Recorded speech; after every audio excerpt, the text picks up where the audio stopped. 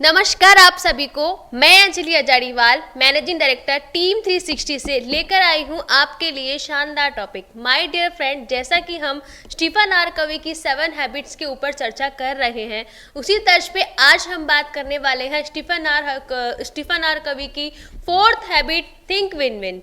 आपने सुना होगा कि अगर आप कोई एक गेम खेलते हो तो उसमें एक का हारना और एक का जीतना स्वाभाविक है, लेकिन क्या आप ये मानते हैं कि एक गेम अगर आप खेलते हैं उसमें दोनों या तो दोनों का जीत हो और या दोनों की हार हो? It's not possible. तो चलिए आइए हम जानते हैं। हमारे बीच में मौजूद है टीम 360 के chairman and CEO sir Shri D Sharma ji. सर, आपको मेरा नमस्कार। और हमारे सभी दर्शक आपका ये प्रोग्राम देख रहे हैं सर। तो जैसा कि स्टीफन आर कवी की जो 4th हैबिट है, थिंक विन विन, यानी कि मतलब सामने वाले की भी जीत हो, आपकी भी जीत हो, सामने वाले को भी प्रॉफिट हो, आपको भी प्रॉफिट हो। तो इस हैबिट को आप हमें थोड़ा सा विस्तार से बताइए, लोगों को इससे कैसे बेनिफिट हो सकता है। देखो, मैंने अभी तक आपको 3 हैबिट्स बताई थी। पहला बताई था बी प्रोएक्टिव, चला करके काम करो, जिम्मेदारी आपकी है, अपनी ज़िंदगी का मान अपने हाथ में लो, पहल करो, काम को पूरा करो, वैल्यूज़ तय करो, कुछ सिद्धांत तय करो, उसके आधार पे काम करो, इमोशंस में मत बहो, विचारों के रेड़े में मत बहो, शारीरिक पूर्ति के लिए ज़्यादा मत बहो। दूसरी आदत थी कि जब आप में ये पावर है, पहली आदत कहती है आप पावरफुल हो, आप ही क्रिएट करते हो, आप ही प्रोक्रिएट करते हो, आप ही अपने भविष्य के निर्माता हो, आप ही रचनाकार हो अपनी ज़िंदगी के, आप ही अपने भाग्य के निर्माता हो। तो फिर कहते हैं जब ऐसा है तो फिर आप में क्या चीज़ है, बनाइए फिर अपने भाग्य को। तो फिर आपको ईश्वर ने एक और शक्ति दे रखी है जिसको बोलते हैं रचना करने की शक्ति, पावर ऑफ इमेजिनेशन। पहले थी पावर ऑफ अवेयरनेस, जो कि पहली आदत में आती है। अब ये पावर ऑफ इमेजिनेशन, आप इमेजिन कीजिए कि मुझे ज़िंदगी में क्या क्या चीज़ें चाहिए और वो रखिए, ठीक है। और तीसरे क्या, फिर इन पे एक्शन लीजिए और प्रायोरिटी के आधार पर एक्शन। ये 3 बातें मैंने आपको बतलाई थी, 3 हैबिट्स। इससे आप क्या है, आत्मनिर्भर हो जाएंगे, शारीरिक रूप से आत्मनिर्भर, मानसिक रूप से आत्मनिर्भर और भावनात्मक रूप से आत्मनिर्भर, और आप आध्यात्मिक रूप से आत्मनिर्भर हो जाएंगे। आत्मनिर्भर हो गए आप, तब अपन आगे चौथी आदत के लिए क्वालिफाई करते हैं। हेलो, अभी अंजलि मैम ने कहा खेल में ये संभव नहीं है, मानता हूँ नहीं है, मगर कौन से खेल में नहीं है? जहाँ खेल प्रोफेशनली खेले जाते हैं, वॉलीबॉल का मैदान है, वहाँ अगर एक दूसरे इसको पास नहीं करेंगे, एक दूसरे को कोऑपरेट नहीं करेंगे तो खेल नहीं जीत पाएंगे। हाँ, कुछ खेल है जिनमें यानी आप बॉल फेंकते हो और सामने से कोई जवाब देता है, ऐसे सिंगल खेलों को छोड़ दीजिए। एक से अधिक जहाँ आपकी पार्टी में खिलाड़ी हैं वहाँ तो आपको कोऑपरेशन करना ही पड़ेगा, टीम बनानी ही पड़ेगी। तो आज अपन जो बात करें वो बहुत महत्वपूर्ण बात है। यही लोग फेल होते हैं, सारे लोग अपने आप में धुरंधर भी हो जाते हैं, अपने आप में काबिल भी हो जाते हैं, अपने आप को महारथी भी मानते हैं, लेकिन क्या है, दूसरे के साथ में सहयोग नहीं करना चाहते, दूसरे से सहयोग लेना नहीं चाहते, शर्मबस नहीं लेना चाहते, अथवा सहायता की वजह से नहीं लेना चाहे, या ईगोवश नहीं लेना चाहते दूसरे का। चौथी आदत कहती है कि आप अपनी समस्याओं में दूसरों को शामिल कीजिए समाधान करने के लिए, ठीक है। आप अपना कोई लक्ष्य पूरा करना चाहते हो तो दूसरे लोगों को उसमें शामिल कीजिए। विवाह शादी में अपन क्या करते हैं, बहुत सारे लोगों को शामिल करते हैं विवाह शादी पूर्ण करने के लिए, है ना। और भी कोई घर में फंक्शन होता है, शहर में फंक्शन होता है तो अपन करते हैं ना। तो ऐसे क्या है, अगर आप में 3 आदतें ठीक ठाक तरीके से विकसित हो गई तो ही चौथी आदत पे पाँव रखिए, अन्यथा फेल हो जाओगे, अन्यथा बर्बाद हो जाओगे। जिन लोगों ने बिना अपने आप को आत्मनिर्भर किए टीम बना करके कोशिश की, वो साल भर में फेल हो गए, 5 साल में फेल हो गए, नहीं 10 साल में फेल हो गए, 12 साल में फेल हो गए। वो जो उनसे टीम नहीं बन सकती। टीम बनाने के लिए पहली क्या ज़रूरत है कि ये 3 आदतें आप विकसित कीजिए।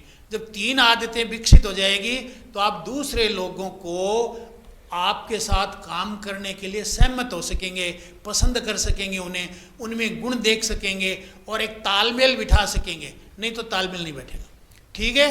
अब मैं चौथी आदत के बारे में थोड़े से कैरेक्टरिस्टिक से बाद में बताऊंगा, पहले मैं अंजलि मैम को माइक देता हूँ। ओके सर, जैसे कि अभी आपने फोर्थ हैबिट के बारे में बताया, तो ये फोर्थ हैबिट को फॉलो करने के लिए कौन कौन से वो नियम हैं, किन किन बातों का हमें ध्यान रखना चाहिए ताकि व्यक्ति जो है टीम बिल्डिंग कर सके और टीम भावना विकसित कर सके, तो आप इसे हमें थोड़ा विस्तार से बताएं। तो टीम के अंदर वही लोग टीम के खिलाड़ी होकर के काम कर सकेंगे जिनमें दो गुण है।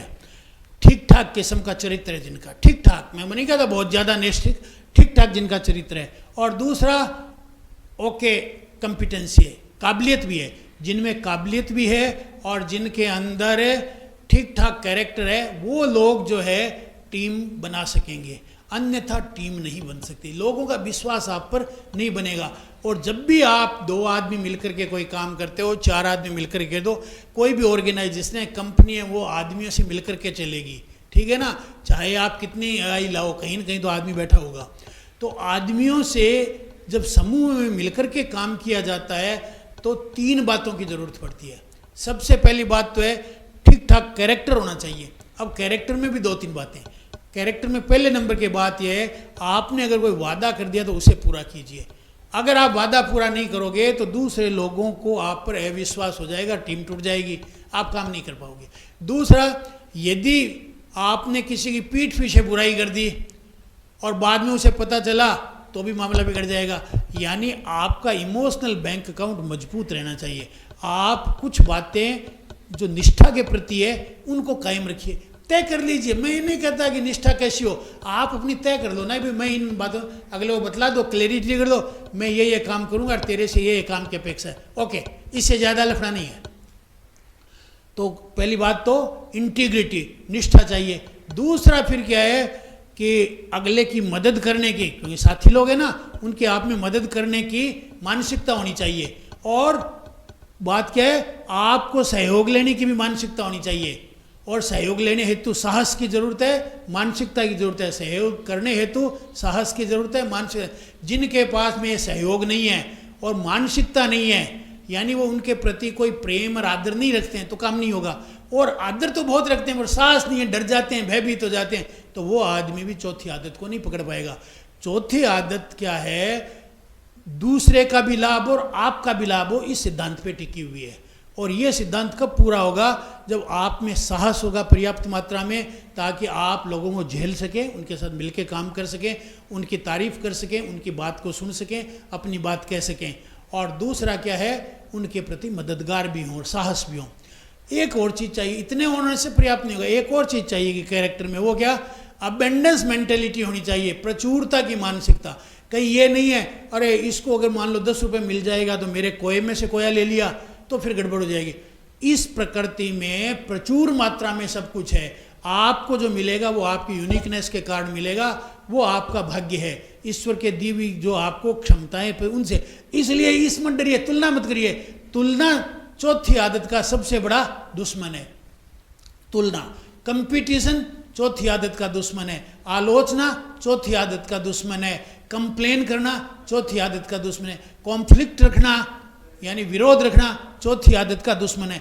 अगर ये 5 प्रकार के आप में चीज हैं अभी जो मैंने बताई, पहला कंप्लेनिंग, दूसरा कंपटीशन, तीसरा कंपैरिजन, चौथा क्रिटिसिज्म, पांचवा कॉम्प्लेंट, तो ये चौथी आदत डेवलप नहीं हो सकती। ये चौथी आदत डेवलप कब होगी, जब आप दूसरों पर विश्वास करेंगे, दूसरे आप पर विश्वास करेंगे और आप अपनी बात को साहसपूर्वक कह सकोगे और उनकी बात को प्रेमपूर्वक सुन सकोगे। ओके, ये तो कैरेक्टर की बात हुई।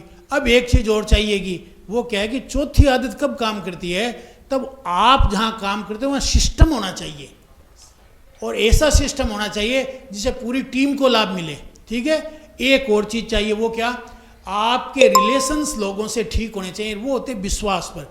आपका उनमें जितना ज़्यादा गहरा और व्यापक विश्वास होगा उतनी चौथी आदत अधिक डेवलप हो पाएगी। ओके, तो ये चौथी आदत डेवलप करना इसलिए ज़रूरी है ताकि आप कोई बड़ा काम करना चाहते हैं, आपकी कोई बड़ी समस्या है या आपका कोई बड़ा लक्ष्य है और उस लक्ष्य में आप लोगों को साथ लेकर के काम करना चाहते हैं, बिना साथ लिए तो होगा भी नहीं काम वो पूरा। तो सामूहिक शक्ति बनाने के लिए इस चौथी आदत की मूल रूप से ज़रूरत है। बहुत धन्यवाद सर आपका। और जैसा कि फ्रेंड्स आज के वीडियो में आपको फोर्थ हैबिट के बारे में डिटेल्स में बताया गया है, तो आप भी अगर अपने जीवन में सक्सेस हासिल करना चाहते हैं, आगे बढ़ना चाहते हैं, तो इन स्टीफन आर कवी की जो है फोर्थ हैबिट है, इसे आप डेवलप करें। इससे पहले फर्स्ट सेकंड थर्ड हैबिट्स हमारे पिछले वीडियो में आपको बता चुके हैं। अगर आपने नहीं देखा है तो पहले आप वो तीनों वीडियो देख करके आए, उसके बाद आप ये फोर्थ जो है वीडियो, आप इसे पूरा वीडियो को देखें और इसमें बताए गए टिप्स को आप फॉलो करें और जो है आप सुपर स्टार बनने की कोशिश करें। साथ ही में अगर आप और भी ज़्यादा डिटेल में अगर आप चाहते हैं कि हमें जो है 7 हैबिट्स के बारे में जिक्र करना है या हमें सीखना है, तो नीचे स्क्रॉल पे जो नंबर दिया गया है आप उस पर कॉल करें, व्हाट्सअप कर सकते हैं, कंपनी के एग्जीक्यूटिव से बात करें और जो है इन 7 हैबिट्स के बारे में आप जानकारी ले सकते हैं। साथ ही में हमारे रेगुलर बेसिस पे वेबिनार्स भी होते हैं, वो वेबिनार्स भी आप अटेंड कर सकते हैं, जिसका डिटेल आपको नीचे दिए गए नंबर से मिल जाएगा, वहाँ से आप कॉल करके प्राप्त कर सकते हैं।